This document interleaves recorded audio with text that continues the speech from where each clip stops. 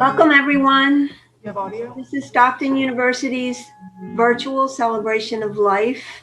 This is our opportunity to share with you and for you to share with us the remembrances of those lives lost during COVID-19 and due to COVID-19. At this time, I'm going to introduce to you Carly Jennings. She's a student in GIS 4660, Grief and Loss, and she will be your mistress of ceremonies through this event. Just as a reminder, this event is being recorded. Carly? Hi, everyone. We understand that some of you did not have an opportunity to submit names of your loved ones to be read out loud during this event. And if you did not submit a name and would like to do so, please use the chat feature at the bottom of the screen and enter your loved one's name. We will do our best to monitor the chat so your loved one's name will be read out loud during the reading of the names.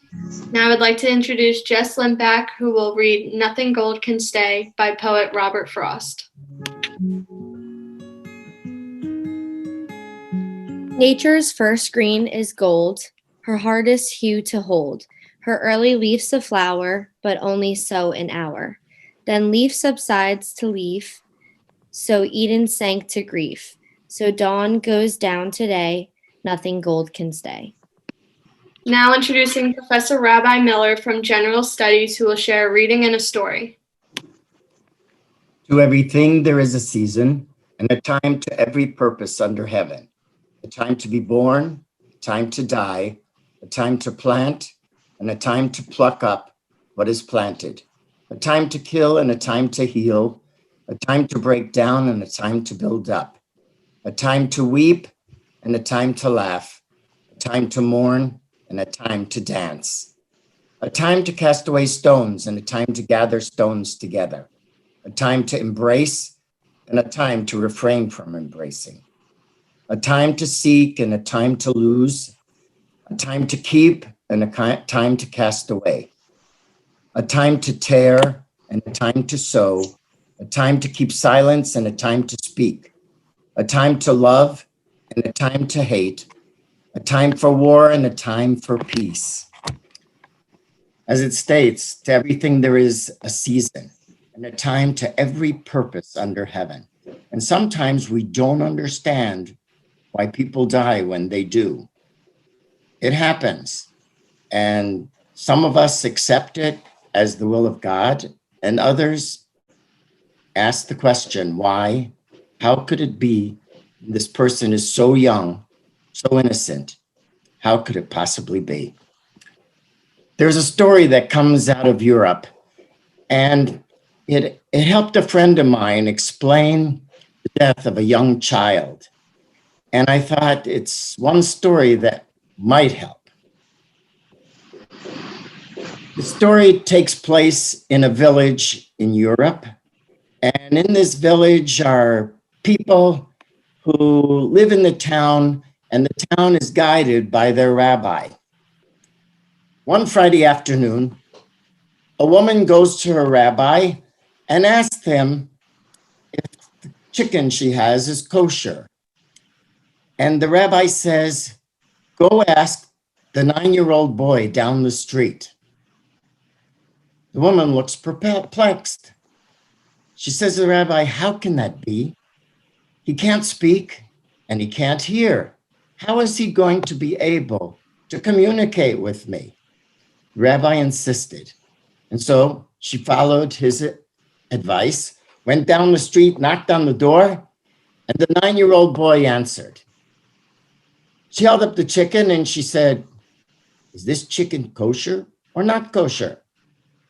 The little boy said, kosher, and he died. Well, the townspeople were in shock. So naturally, they went to the rabbi and said, what happened? How could this possibly happen? The rabbi explained, in his former life, this 9-year-old boy was a rabbi. And it was one Friday afternoon that a poor woman came to him with her chicken, and she asked the rabbi if it was kosher or not. Well, the rabbi was so busy, he didn't have time. And rather than make a mistake, He answered on the spot and he said, "It's not acceptable. It's not kosher." The woman had very little to eat for that Sabbath. Anyway, years passed. The rabbi died. He went to the next world and he thought he had done all well, except they sent him back because he needed to accomplish one more thing in his life, and that was to correct a mistake that he made. You see, it was really kosher, and he should have taken the time because the woman had very little to eat. And besides, it was okay, and he needed to spend that time. So he came back as a child who could not speak, who could not hear, but had one mission. And once he accomplished his mission, he died. And perhaps that's the way life is. We all have a mission. We have something to accomplish. Now, it's more than one item, but each of us has a mission. Maybe it's to reach out and touch someone's life. Maybe it's to make a difference in this world. Maybe it's to do good things for other people, whatever it may be. And once we accomplish it, we leave this world. Each of the people that we remember gives us wonderful memories that we can relive as we think about them and tell their stories. And that's the purpose of a memorial service, is to remember and to help us heal. We will now begin the reading of the names. Darika Darji and Emily Solane will read the names of the lives we celebrate.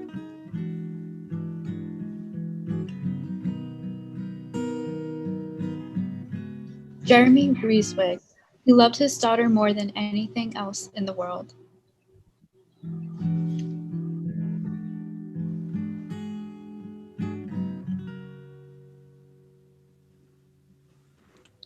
Anne Catalano. Anne was a loving aunt, godmother, and role model who lost her life this May from COVID-19. She was just weeks shy of her 85th birthday and is missed dearly.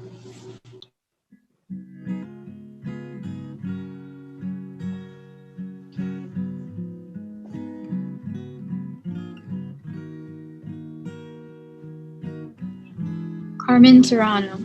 My grandmother was the most kind person in the world. She loved everyone so much and had a special connection with everyone.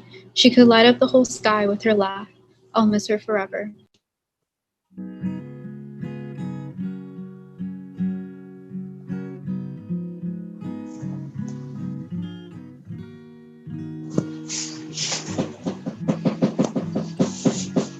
Aurelie Nichols Lachance. Aurelie was a maker at heart. Pottery and sewing were her favorite. She loved her family, her friends, her work, and the wild ocean with a thick Maine forest overlooking its rocky shores. She wanted to be loved and seen like all of us.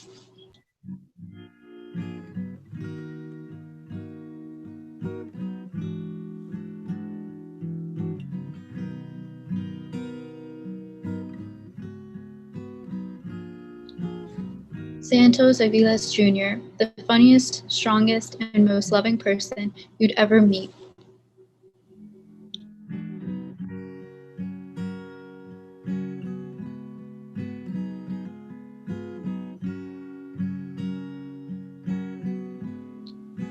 William James Gardner Jr., loving husband, father, grandfather who gave his all to show his love for us.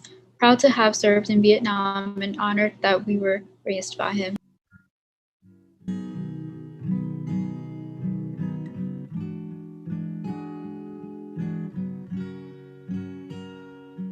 We will now announce the names that are written in the chat. Kathy Cosner. This concludes the reading of the names entered in the chat. We will now bring in Jeannie Pincus, who will light the remembrance candle and read from the gates of prayer. We remember them. We remember them. In the rising of the sun and its going down, we remember them. In the blowing of the wind and in the chill of winter, we remember them. In the opening of the buds and in the warmth of summer, we remember them. In the rustling of leaves and the beauty of autumn, in the beginning of the year and when it ends, we remember them. When we are weary and in need of strength, we remember them. When we are lost and sick at heart, we remember them. When we have joys we yearn to share, we remember them. So long as we live, they too shall live, for they are now a part of us as we remember them.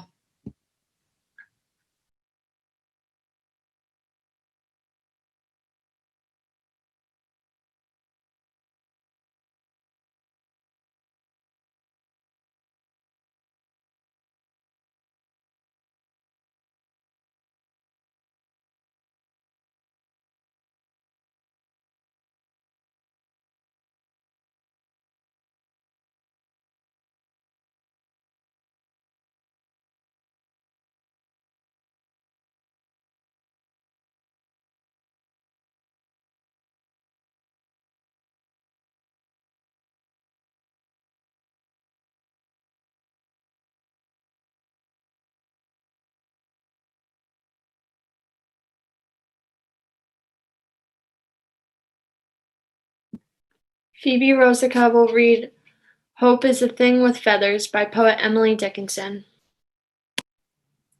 Hope is a thing with feathers that perches in the soul and sings the tune without the words and never stops at all. And sweetest in the gale is heard, and sore must be the storm that could abash the little bird that kept so many warm. I've heard it in the chillest land and on the strangest sea, yet never in extremity to ask a crumb of me. For our closing reading, it is titled In Lieu and Flowers by Shauna Lima and will be read by Caitlin Shive. Although I love flowers very much, I won't see them when I'm gone, so in lieu of flowers, buy a book of poetry written by someone still alive. Sit outside with a cup of tea, a glass of wine, and read it out loud, or silently by yourself or to someone.